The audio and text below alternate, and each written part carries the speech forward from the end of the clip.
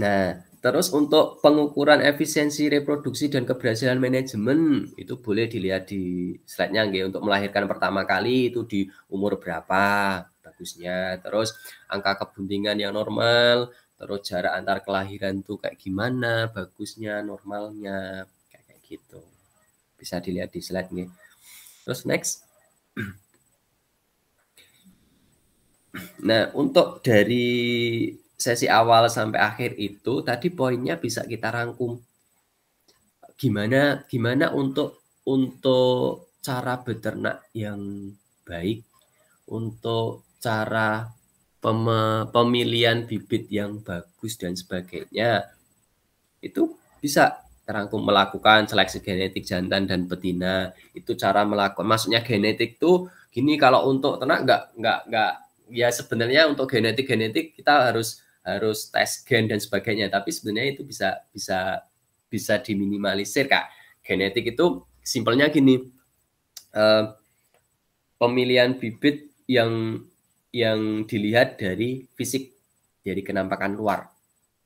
Misalkan kalau milih bibit lembu nih, untuk milih bibit lembu itu kita pelvisnya kita perhatikan, belakang, yang bagian belakang itu kita perhatikan itu lebar kayak gimana. Kalau lebar ya nggak terlalu lebar, kalau sempit nggak terlalu sempit.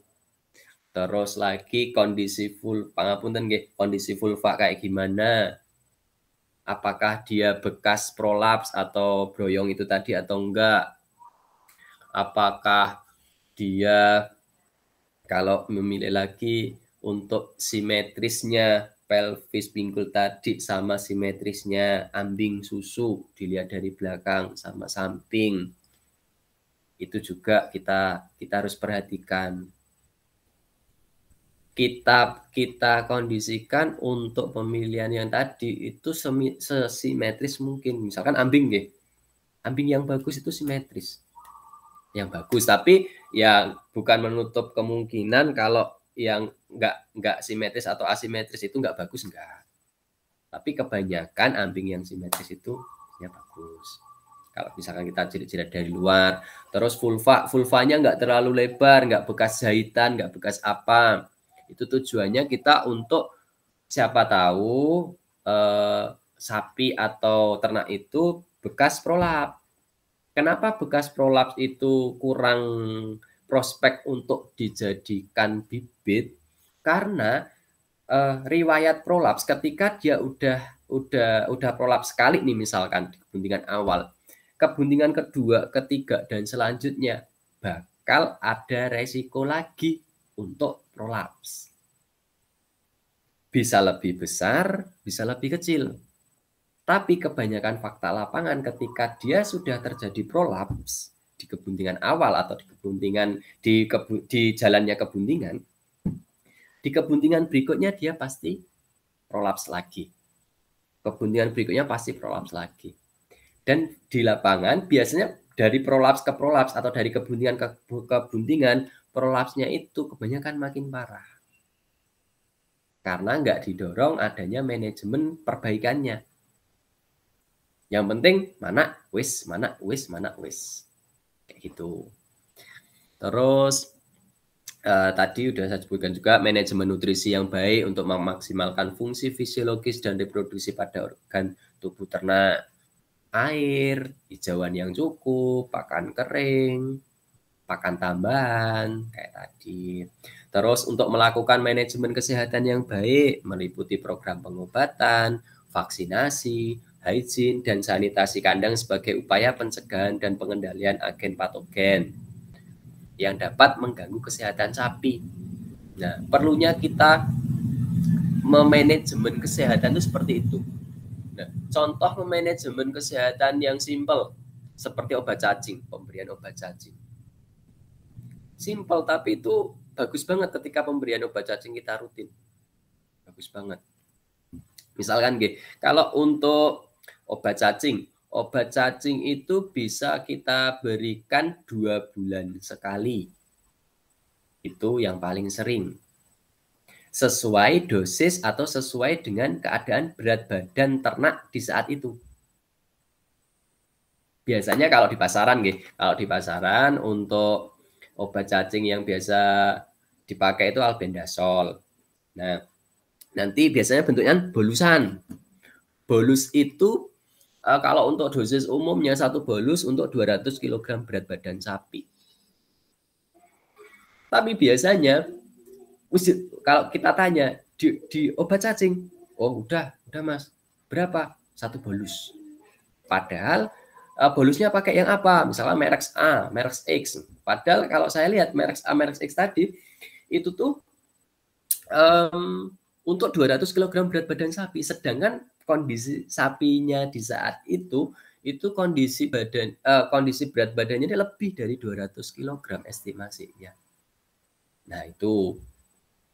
Terus kemudian ketika terjadi cacing ya, ketika terjadi cacing yang banyak banget dijumpai, yang penting diobat cacing selesai. Diobat cacing selesai. Padahal kalau misalkan yang bagusnya seperti ini, yang tepatnya seperti ini. Ketika dia udah klinis ya, maksudnya klinis itu dalam artian gini, cacingnya nampak, cacingnya keluar, pas pup, cacingnya keluar, ada cacingnya. Nah, di situ, di saat itu juga bagusnya jenengan kasih obat cacing sesuai dengan kondisi berat badannya di saat itu. 1 minggu kemudian obat cacing itu di booster. Di booster buat menanggulangi fase, kan dia cacingnya udah keluar nih. Kalau cacing udah keluar pasti dalam masih ada telur fasenya. Nah, untuk menanggulangi kayak gitu, 1 minggu kemudian kita kasih obat cacing lagi. Kalau dia masih mengeluarkan cacing saat pemberian obat cacing lagi, 1 minggu lagi obat cacing lagi. Tapi ketika udah kelar, cacing udah keluar, udah bersih, wajib diulang 2 bulan sekali. Tapi tetap kita perhatikan ketika pemberian obat cacing itu nggak boleh kita berikan sembarangan. Dalam artian gini, misalkan yang kontrak biasanya itu kebuntingan. Ketika sapi itu bunting, terus dia cacingan, nah, itu serahkan aja sama medis atau sama para medis. Serahkan mawon. Karena apa? Pilihan obat cacingnya itu udah beda lagi. Beda sama yang ada dijual di pasar. Karena biasanya dijual di pasar itu kontra sama kebuntingan. Seperti itu. Terus manajemen kesehatan salah satunya ya ada di obat cacing tadi. Terus pemberian vitamin. Pemberian vitamin itu kayak misalkan kayak kita memberikan premix tadi. Biasanya di dalam premix itu banyak banget kandungan vitamin-vitaminnya. Ada vitamin A, vitamin D, vitamin E, dan masih banyak asupan-asupan yang dibutuhkan oleh tubuh ternak kita. Terus selain premix, misalkan vitamin yang banyak banget disumbai ya, vitamin B kompleks. Misalkan kalau vitamin B kompleks itu udah banyak banget ya dijual di luar, di pasaran, kayak gitu banyak banget untuk vitaminnya, entah yang bolus, entah yang tablet, entah nanti yang cair, kayak gitu. Nah, nanti fungsinya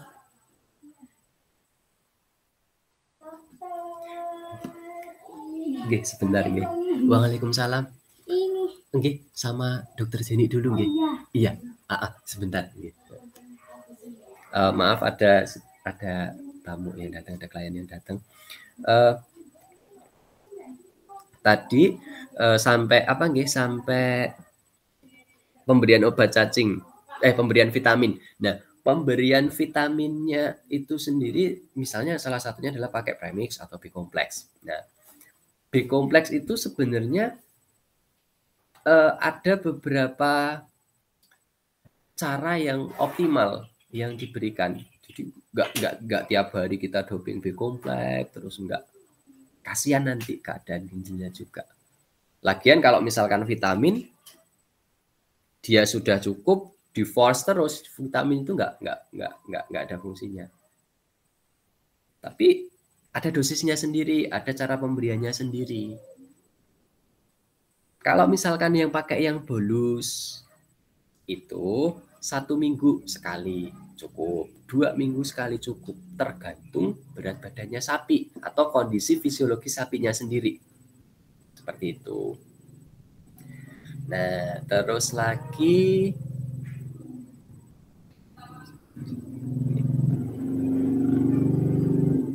untuk melakukan penanganan pada kasus reproduksi dengan prosedur yang baik dan benar untuk mengurangi kejadian trauma fisik yang dapat berpotensi sebagai faktor predisposisi gangguan reproduksi yang seperti yang saya sebutkan tadi.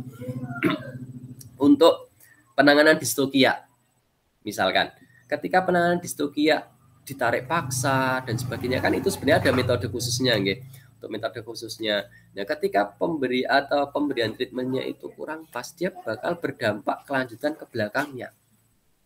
Berpotensi mengganggu, berpotensi menyebabkan gangguan reproduksi terusan di belakangnya, di kebuntingan berikutnya, di jalannya kebuntingan berikutnya. Maksudnya jalannya kebuntingan berikutnya itu bukan pas bunting toh, tapi proses dari inseminasi buatan misalkan, dari kawin alami kalau misalkan dia dikawinkan alami sampai ke fertilisasi dan sebagainya. Itu juga dampak banget. Terus perlunya kita kasih desinfektan, perlunya kita kasih sanitasi yang bagus untuk ternak kita, dan penanganan-penanganan yang lainnya. Mungkin presentasinya itu dulu. Nah, nanti kalau misalkan ada pertanyaan boleh disampaikan di sesi diskusi. Kayaknya waktunya udah 10:30 nanti.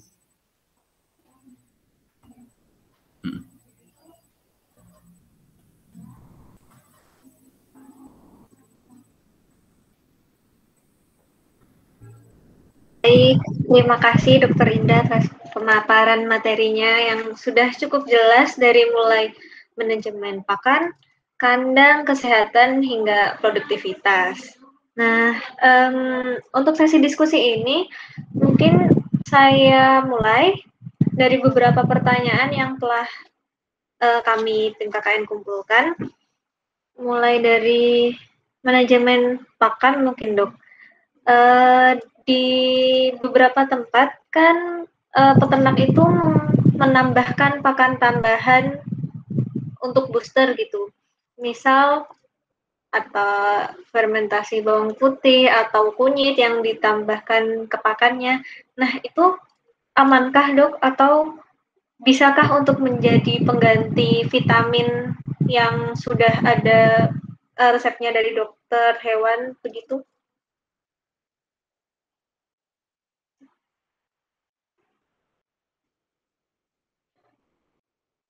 Dokter tidak ada suaranya.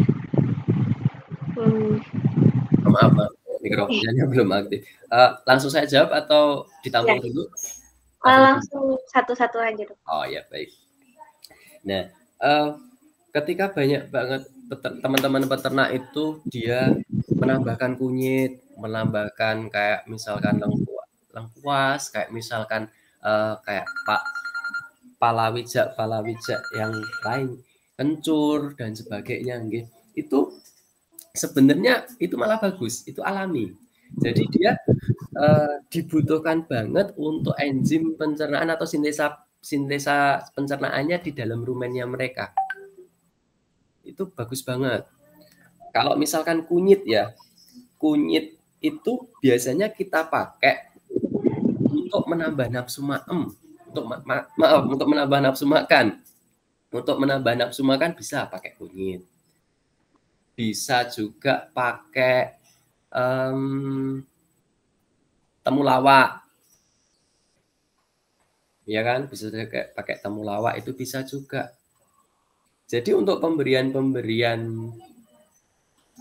palawija atau resep-resep herbal itu sebenarnya malah lebih bagus ketimbang kita berikan obat-obat yang melulu tentang kimia ya. Lebih bagus untuk sapinya, dan ketika dia disembelih itu lebih bagus juga dikonsumsi oleh kitanya sendiri. Seperti itu. Ada juga yang vitamin E ya. Vitamin E atau protein diperoleh juga dari kecambah. Diberikan kecambah, itu ada juga.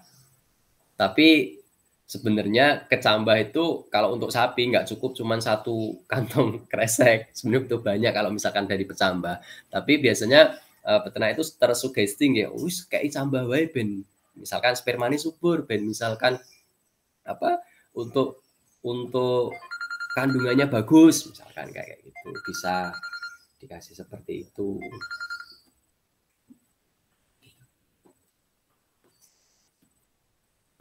Terus lagi untuk pemberian yang resep-resep herbal itu sebenarnya gini, kalau untuk nafsu makan dan sebagainya, cobalah resep-resep herbal itu dulu. Jadi jangan melulu kita langsung wis di pil doko, wis dikei vitamin iki, wis disontekne dhewe disontekne dhewe. Kan banyak banget nggih teman-teman penak yang menginjeksikan obat atau obat kimia itu sendiri, entah itu di bagian muskulus yang sebelah mana, entah itu di bagian kutan yang sebelah mana, entah obatnya apa. Bahkan yang saya sayangkan itu banyak banget peternak yang mencoba kasih obat sendiri, padahal itu obat injeksi, tapi diminumkan. Itu ada juga yang seperti itu. Saya sayangkan lagi nggih untuk kejadian-kejadian seperti itu. Dicoba dulu aja untuk resep-resep herbalnya. Temulawak, kunyit, itu dicoba dulu. Boleh kalau misalkan sapinya nggak mau nih karena nggak kebiasa maem, boleh diblenderkan, boleh digerus, boleh dilumatkan, terus nanti disuapkan ke sapinya. Itu boleh kayak gitu. Yang penting jangan sampai menciderai si sapi. Jadi sapi kita restrain terlebih dahulu nih. Sapi kita posisikan zaman mungkin. Kalau misalkan kita pengen nyuapin beberapa resep herbal tadi, ya tinggal resep herbalnya kalau misalnya dibikin air nih, dibikin larutan di dalam air, ya nanti kalau misalnya saya itu biasanya pakai botol marjan. Maaf ya sebut merek. Botol marjan yang kaca itu sirup, itu kita masukkan larutannya di situ, nggak usah penuh-penuh biar nggak tumpah. Terus cincin botol marjannya, ya itu jenengan buang biar nggak iritasi kalau misalkan kena mulut. Nah, jenengan sapi atau kambingnya itu kan ada spatium ya di samping yang nggak ada giginya. Nah, itu ada spatiumnya. Itu buat naruh mulut botolnya tadi. Jadi kayak gini ya, kayak gini. Terus dimasukkan botol marjannya di samping ini yang nggak ada giginya. Baru sapi diginikan. Nah, terus gini diputar-putar atau digini-gini kan. Biar airnya atau biar suspensinya tadi bisa turun. Itu bisa dipakai juga ketika kita pemberian obat cacing. Pemberian obat cacing yang awalnya bolus, terus ditumbuh, digerus, dibikin pulveres atau dibikin apa gitu? Dibikin serbuk, terus nanti dicampur air, dimasukkan ke marjan, pakai cara itu lagi, boleh pakai kayak gitu.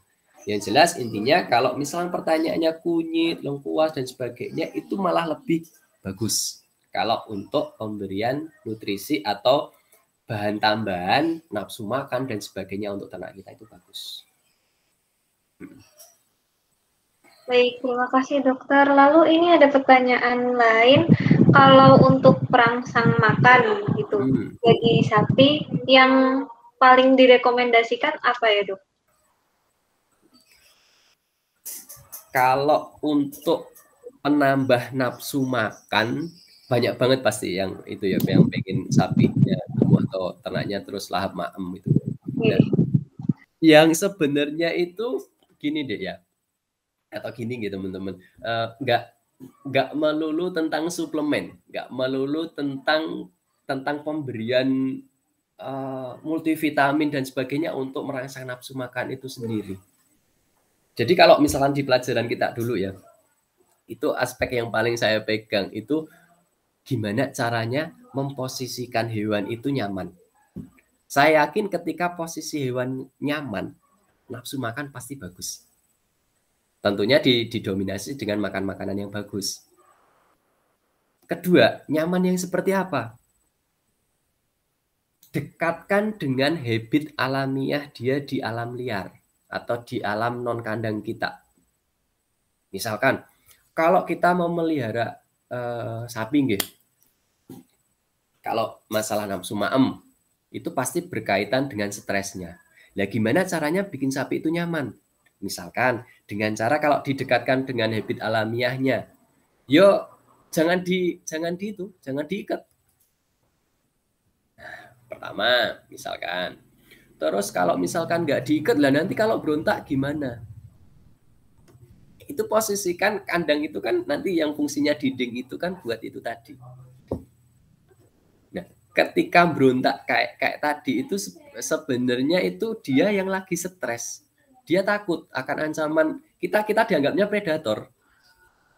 Biasanya kalau sapi-sapi yang galak itu dia pernah dapat kayak traumatik ketika pas pedetnya mungkin atau perjalanan dia menuju ke dewasa, entah pukulan, entah dia ngelihat induknya nanti dipukul atau agak gimana kan, terus dia melihat kayak gitu. Biasanya sapi-sapi atau ternak-ternak yang galak itu kayak gitu. Tapi kalau brooding kita pas atau dari kecilnya terus kita pas, terus manajemen pemeliharaan kita bagus, saya yakin untuk hal-hal yang sapi galak itu insya Allah nggak ada.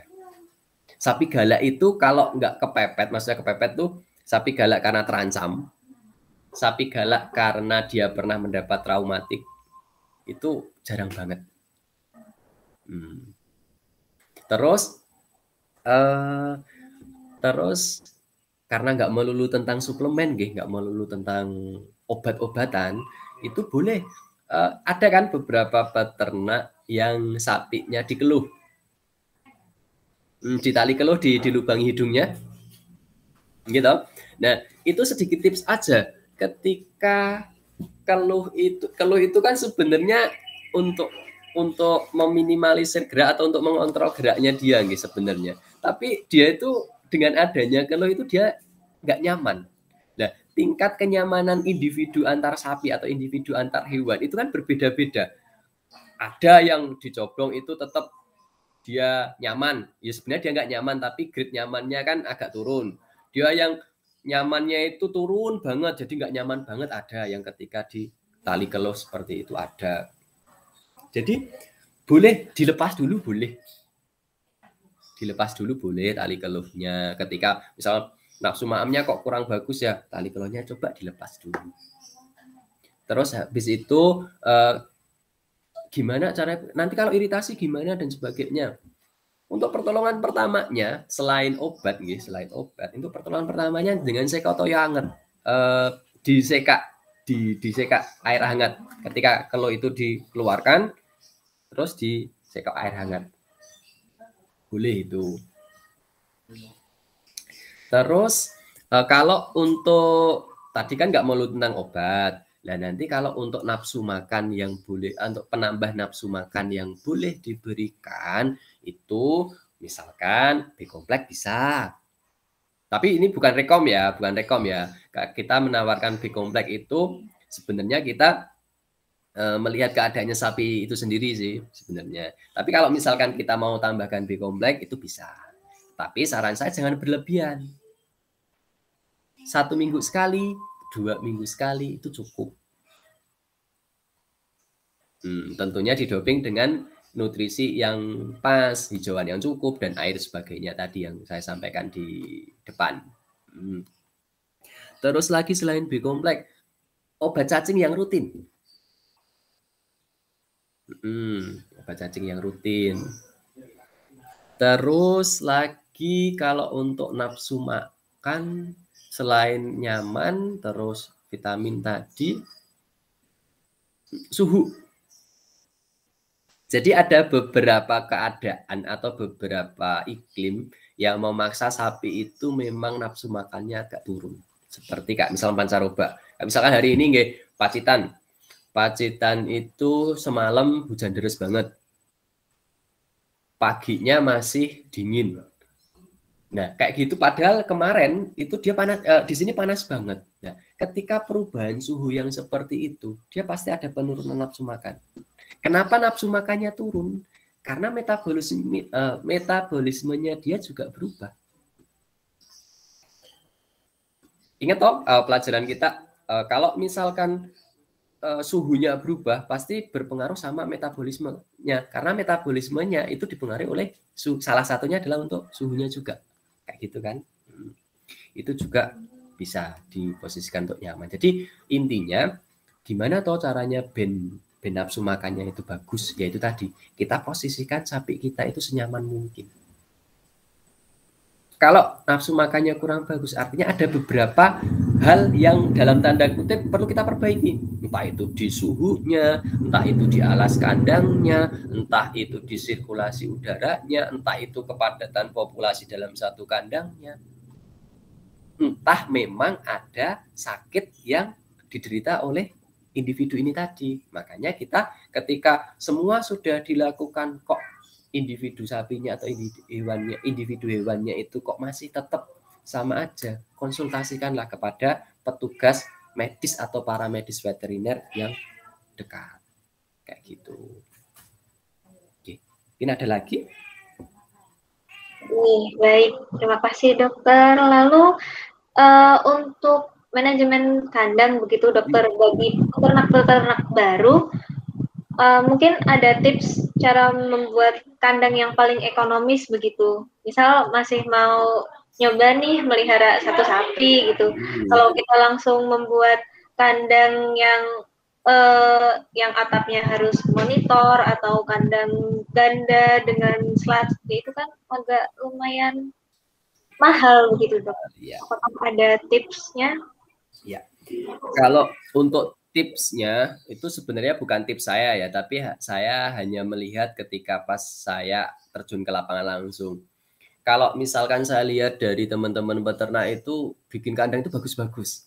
Tapi sebenarnya ketika bagusnya itu kita bisa loh untuk memangkas biaya pembuatan kandang itu untuk biaya manajemen pakannya misalkan. Itu bisa kayak misalkan kalau untuk caranya boleh kita pakai metode yang sapi diumbar. Kita cuman sediakan, ya bukan cuman sih, kita menyediakan lahan, terus samping-samping lahannya itu dipagar, biar tidak ada predator yang masuk atau sapi nggak bisa keluar dari kandang tersebut, dari lingkup lahan tersebut. Setelah itu bikinlah atap. Atapnya simpel aja. Yang penting ada tiang, gitu. Terus yang penting atasnya itu tertutupi, bisa buat berlindung dari panas sama hujan. Sama alas kandang atapnya itu tadi dibikin padat, tapi dengan catatan jangan licin. Boleh kalau misalkan yang sebenarnya ini bukan masuk ekonomis lagi ya, ketika tadi udah nggak dibikin sudah terlanjur dibikin licin misalkan, kandangnya aduh dok, atau aduh mas kok kandang saya sudah terlanjur saya bikin plaster tapi kok licin ya, nanti boleh kita pakai karpet, itu boleh. Nah, kembali ke konteksnya untuk kandang yang efisien yang seperti apa, dan nanti yang penting bisa tertutupi atau bisa melindungi dia dari panas matahari atau dari hujan, dari suhu bla bla. Nanti depannya itu tinggal kasih kotak makannya sama kotak airnya itu dibagi, kotak makannya dibagi jadi dua, yang satu kotak maem, yang satu kotak air, itu aja. Boleh nanti yang satu kandang, nanti yang kandang itu kan nggak ada sekat-sekatnya ya, cuman kayak blek bangunan atap, kayak gubuk atap gitu tapi gede. Nah, terus nanti depannya itu dibagi dua, yang sebelah kanan pakan, yang sebelah kiri air. Nah, mereka biarkan di situ. Kasih pakan di situ, kasih airnya di situ. Ketika dia pengen berjalan-jalan, ya udah, dia jalan-jalan keluar, kan nggak ada batasnya. Ketika ada hujan dia pengen berteduh, masuklah. Ketika dia hujan pengen hujan-hujan misalkan, ya dia tinggal hujan-hujan sendiri. Jadi kita posisikan senyaman mungkin dengan habit alamiahnya dia. Terus bikin kandangnya kan kita cuman simpel, tapi kita mendekati banget dengan habit alamiahnya si sapinya atau si hewannya. Seperti itu. Yang penting untuk dua catatan nggih. Untuk tempat makan sama lantai, udah itu aja, sama atap. Iya, baik. Lalu apakah kalau itu kan sapinya diumbar, kalau untuk sapi penggemukan apakah itu masih tetap efisien ya dok? Kalau misalkan ditanya sapi penggemukan apakah efisien dan enggak, terlepas dari metodenya tadi. Jadi kan kalau saya nggih, biasanya kan saya bagi nggih. Kalau untuk menjelaskan ke teman-teman peternak biasanya saya bagi jadi dua. Yang pertama gimana manajemen breeding sama manajemen fattening. Dua manajemen ini sebenarnya nggak bisa disatukan. Nah, yang saya sebutkan efisiensi kandangnya tadi untuk pertanyaan yang sebelumnya itu yang breeding. Tapi kalau misalkan dipakai untuk yang fattening, tadi kan menonjolnya lebih ke arah breeding ya. Tapi kalau untuk ke arah fattening itu bisa dimodifikasi lagi. Yang pertama pakannya. Yang kedua itu nanti ketika sudah masa panen, paling nggak 2 bulan 3 bulan masa panen, nanti dipindah kandangkan. Nah, dipindah kandangkan serta dibikin kandang sekat, terus makannya diteruskan atau di force. Seperti itu. Jadi apa gitu? Sebenarnya itu tuh nggak beternak sapi atau beternak kambing itu sebenarnya nggak saklek sih. Jadi intinya itu cuman gimana caranya sapi itu nyaman. Cuman itu toh. Jadi untuk metodenya itu menurut si A, menurut si B sebenarnya nggak seperti itu. Tapi kalau untuk berpengaruh atau tidak itu pasti sangat berpengaruh. Karena dia geraknya bebas pasti. Kalau untuk tenaga yang dibutuhkan untuk menghasilkan gerak atau energi untuk geraknya tadi kan pasti juga banyak. Dan berhubung makanannya dipakai untuk gerak ini tadi, untuk cadangan makanannya juga mesti kepakai juga. Jadi ya pasti ada efeknya. Jadi kalau untuk efisien, jadi berkaitan gitu.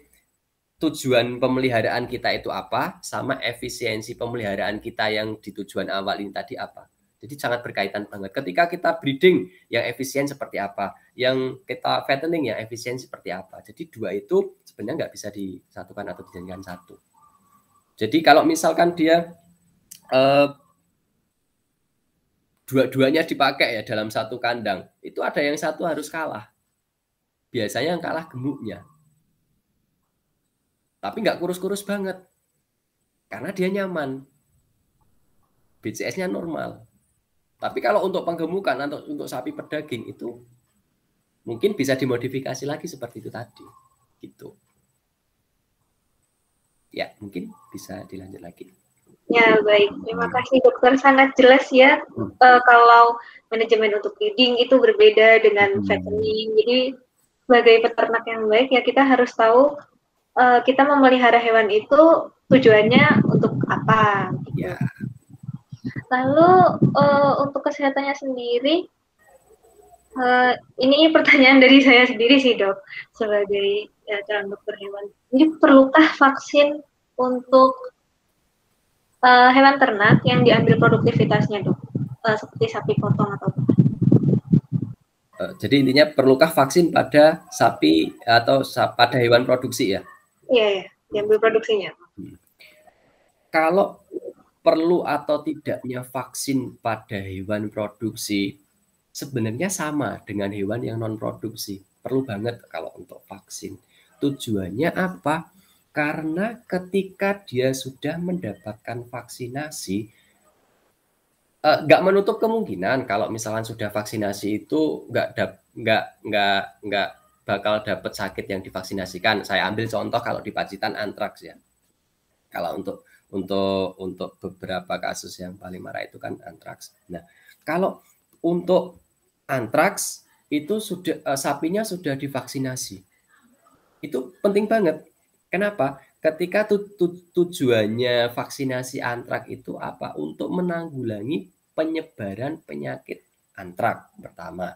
Untuk menanggulangi kematian atau mortalitas akibat penyakit dari antraks ini tadi. Nah, seberapa pentingkah? Wow, Ramas, sapiku wis tak vaksin yo, ijik tetep wae mati. Kayak gitu. Nah, sebenarnya itu yang perlu kita luruskan dari fungsi vaksinasi itu sendiri. Vaksinasi itu ibaratnya kan langkah pencegahan, langkah penanggulangan. Nah, kalau misalkan dari 1000 kasus atau 1000 sapi divaksinasi, kalau misalkan gini aja, kalau misalkan 1000 sapi ini nggak divaksinasi, 1000 sapi ini resikonya tinggi banget kena antrak. Tapi ketika 1000 sapi ini tadi divaksinasi, resikonya kena antrak itu lebih minim atau lebih rendah lagi, bisa ditekan. Tapi dari 1000 sapi ini tadi, keadaan imunnya itu berbeda-beda. Keadaan fisiologis atau keadaan ketahanan tubuhnya terhadap iklim luar, terhadap yang lain sebagainya itu beda-beda. Tapi dari 1000 sapi ini tadi, ketika dia tidak divaksin, berarti 1000 sapi ini resikonya masih tinggi banget. Tapi ketika 1000 sapi ini divaksin, tapi ada beberapa yang masih tetap jebol atau masih ibaratnya masih tetap kena antraks. Ada misalkan persentase misalkan ya dari 1000 sapi, ada 10% dari sapi tersebut yang mati karena antraks. Masih tetap jebol. Ada yang 10% lagi selanjutnya yang kena antrak tapi parah banget. Maksudnya parah banget, nggak separah yang belum kena vaksin. Terus ada yang kena tapi nggak parah. Ada yang kena dan sembuh. Kayak gitu kita harus perhatikan juga. Jadi intinya resiko itu pasti tetap ada. Apalagi misalkan kita populasi sapinya banyak ya, 1000 sapi misalkan, 10.000 sapi misalkan. Nah, saya ulang lagi, 10.000 sapi itu kalau misalnya divaksin semua beresiko banget. Tapi kalau misalnya sudah divaksin, untuk resikonya itu bisa ditekan. Nah, vaksin itu kan ada booster nggih. Kita harus perhatikan juga boosternya, 6 bulan sekali kalau untuk antrak. Nah, ketika itu tadi bisa ditekan, 6 bulan boosternya tadi ya ditepatin. Tapi yang repot untuk kita, untuk manajemennya, kalau berhubung kita ini tadi mainnya hewan produksi ya, itu tadi pasti dipotong, pasti diapakan. Itu yang sebenarnya itu masih jadi PR nggih buat kita sendiri. Misalkan nggih, kan syarat vaksinasi itu kan ada beberapa gitu. Syarat vaksinasi yang pertama, hewan nggak bunting. Syarat vaksin kedua, hewan harus sehat, harus cukup umur. Terus juga tidak mau dijual, tidak mau disembelih. Nah, yang saya garis bawahi adalah pasti kalau yang 3 hal yang tadi yang kayak umur, sehat dan sebagainya pasti udah umum banget ya. Tapi kenapa yang ini tadi yang untuk dijual sama disembelih, ketika dijualnya kemana kita nggak tahu kan. Kenapa nggak vaksinasi? Tapi kalau dijualnya kita sudah tahu, ini tujuannya kemana, kebetulan di surat SKKH-nya itu membutuhkan surat keterangan bebas antrak misalkan, vaksinasi antrak misalkan, itu kita harus, walaupun itu mau dijual. Tapi kenapa dijual nggak mau dijual itu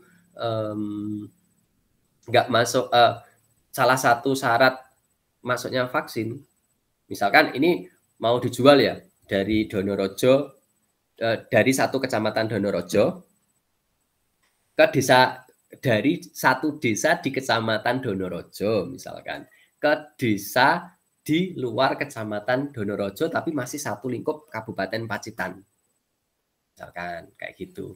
Nah, kalau misalkan dijualnya itu di range 3 ke atas, range 1 2 kan paling parah, range 3 ke atas. Ya, misalkan sapi yang ini tadi itu di range 1. Kita masukkan ke range 3 dan yang belum parah. Nah, nggak menutup kemungkinan ini nanti malah bakal menyebarkan ke daerah yang range 3 tadi. Pertama seperti itu. Terus yang selanjutnya, ketika dia di luar manajemen daerah kita, vaksinasi di Pacitan kebetulan sudah divaksinasi. Nah, di sana belum ada 6 bulan divaksinasi lagi karena nggak ada keterangan vaksinnya atau nggak ada bukti vaksinnya misalkan. Tapi padahal si sapi itu sudah divaksin sebelumnya. Repot kan? Akhirnya ada beberapa kejadian sapinya nggak selamat. Nah, seperti itu. Terus makanya kita penting banget untuk pembuatan SKKH, terus untuk pembuatan dokumentasi vaksinasi itu penting banget. Tapi beberapa kalangan di luar atau pedagang ternak, ketika sapi ini udah ada vaksin, biasanya dokumen vaksinnya ini nggak disertakan. Itu yang repot. Padahal dokumen vaksin ini penting banget untuk di daerah berikutnya atau treatment berikutnya atau di kasus-kasus berikutnya penting banget untuk record kita. Untuk menanggulangi hal-hal yang nggak kita inginkan. Terus ada satu lagi, kalau untuk vaksinasi, pemiliknya mengizinkan. Kan kita udah sebutkan dari 10.000 sapi itu tadi, 1.000 sapi itu tadi, kalau misalkan divaksin, bukan kok kita menjamin 100% tidak kena penyakit itu lagi atau enggak, tapi yang jelas untuk fungsi vaksin sendiri itu kan untuk meminimalisir atau untuk menekan kejadian mortalitas dari penyakit itu tadi. Seperti apa? Nah, kalau misal pemiliknya nggak mengizinkan, berarti ya sudah, nggak kita vaksin. Seperti itu. Tapi kalau pemiliknya mengizinkan, terus kooperatif dengan resiko-resiko yang sudah kami sampaikan, dengan penanganan pasca vaksin yang sudah kita berikan atau kita sampaikan terlebih dahulu sebelum melakukan vaksinasi, seperti itu pemiliknya kooperatif ya harus kita berikan vaksinasi. Seperti itu. Kalau vaksinasi itu sebenarnya gratis kok, nggak ada biaya. Kalau pangapunten kalau kaitannya dengan dinas gitu, gratis. Tapi kalau misalkan untuk kaitannya sama medis pribadi dan sebagainya, mungkin bisa ada yang berbayar dan sebagainya. Seperti itu. Ada lagi? Ya, baik dok. Ya mungkin itu tadi pertanyaan terakhir. Lalu untuk menutup sesi diskusi ini, mungkin adakah kontak medis atau paramedis veteriner yang bisa dihubungi oleh peternak-peternak di Kabupaten Pacitan begitu dok? Kalau untuk kontaknya ada banyak banget nih untuk medisnya atau paramedisnya banyak banget. Kebetulan kita kan juga pasti ada forumnya ya, pasti ada forum. Selain forum juga ada untuk diskusi grup WhatsApp dan sebagainya itu ada. Kalau misalkan untuk beberapa di daerah Pacitan mungkin nanti bisa langsung mawon. Kalau daerah Kembang, misalnya kakaknya di Kembang nih ya. Kalau kakaknya di Kembang, nanti selain Dokter Hansi, itu bisa juga nanti menghubungi poskeswannya langsung. Nah, dari poskeswannya langsung itu tadi, dok, misalnya Dokter Hansi ini di telepon ya, dok, ini sapi saya mau melahirkan, tapi dari tadi pagi kok nggak keluar ya, ini gimana dok ya? Terus misalnya dokter Hansi lagi berhalangan, nanti pasti dokter Hansi bakal mengalihkan ke petugas yang bisa menangani di tempat itu di saat itu juga. Yang paling cepat siapa? Maksudnya yang paling cepat tuh kan kan kasus yang kita tangani kan masing-masing gitu. Kasus yang kita tangani masing-masing, ndak mesti terus yang 1-0, terus yang 1-0 lagi kan nggak mesti, yang 1-0 yang satunya mesti isi. Nah, itu nanti dari puskesmas sendiri pasti bakal menyampaikan ke medis atau paramedis yang bisa. Kalau misalkan yang dihubungi berhalangan. Seperti itu. Nah, kalau misalkan untuk kontak personnya tak kasih semua ini berarti gimana? Dok, mungkin nanti lewat chat saja buat caption video di YouTube-nya biar peternak-peternak yang ada di Kabupaten Pacitan lebih aware ke kesehatan hewan ternaknya. Ya. Kalau untuk petugasnya sendiri sebenarnya banyak, nggak cuma 1-2, bahkan lebih dari 10. Jadi mungkin yang paling diperlukan tadi puskeswan begitu, Dok, ya? Ya, betul. Nanti boleh disampaikan. Jadi keluhannya apa, terus nanti apa yang mau ditanyakan, konsultasi dan sebagainya, boleh nanti datang ke sana, menghubungi terlebih dahulu salah satu petugas yang ada di puskesmas, bisa.